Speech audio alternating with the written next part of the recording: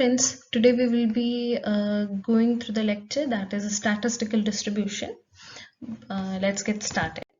Before getting started, like what are the exact statistical distribution are, we must be aware of what are the different types of data that a data scientist may encounter while analysis.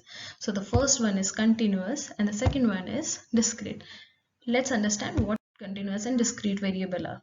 As we all can see the two graphs that are in front of your screen. So the first graph, that is of continuous, you can draw with your pencil without lifting it up or dropping it. Whereas while marking the points, that is discrete, in discrete graph, you have to lift your pen so many times. Similarly, the domain for the continuous variable is all real numbers, whereas the domain for integer is discrete.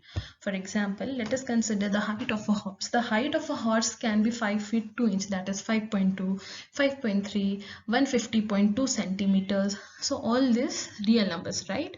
Time to complete a task can also be represented as a fraction of seconds. Similarly, on the other sides, if we see the discrete in data type, we can see the number of people. You cannot represent a number of people in fraction. For example, you cannot say 13.3 people are there. What that is mean? It means scrap. So the number of TV also represents a discrete data type. And what are the different types of distribution that occurs? So let's get started. Poisson distribution. Within a given time interval, if you want to know how many number of events have occurred, for example, on a particular day, let us assume it to be a Wednesday, a bank manager wants to know how many savings account he has opened. So this scenario suits our Poisson distribution formula, where lambda equals to average number of events occurring per time interval. X is called Poisson random variable and the probability distribution for X is called Poisson distribution. Now Bernoulli distribution is the most easiest one. It has only two outcomes, that is success and failure. Success can be represented with the probability distribution as P, whereas failure can be represented as Q, or sometimes it is equivalent to 1 minus P. For example, here the occurrence of a head denotes success and the occurrence of a tail denotes failure. Probability of getting a head equals to 0.5 and probability of getting a tails equals to 0.5.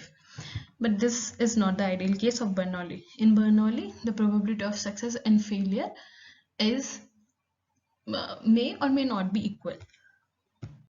Normal distribution. Basically, normal distribution covers almost all of the real-time scenario in the universe. Any distribution is known as normal distribution if it has the following characteristic. For example, mean, median, mode of the distribution should coincide. The curve of the distribution is bell-shaped, as you can see on my left side, that is bell-shaped curve. Also, it should be symmetrical about mean x equals to mu. The total area under the graph is 1.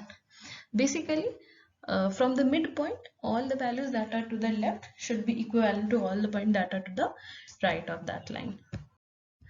Uniform distribution, when you roll a die, so the outcomes are 1 to 6. The probability of getting 1 is 1 by 6.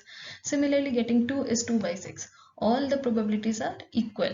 So this is the basis of uniform distribution.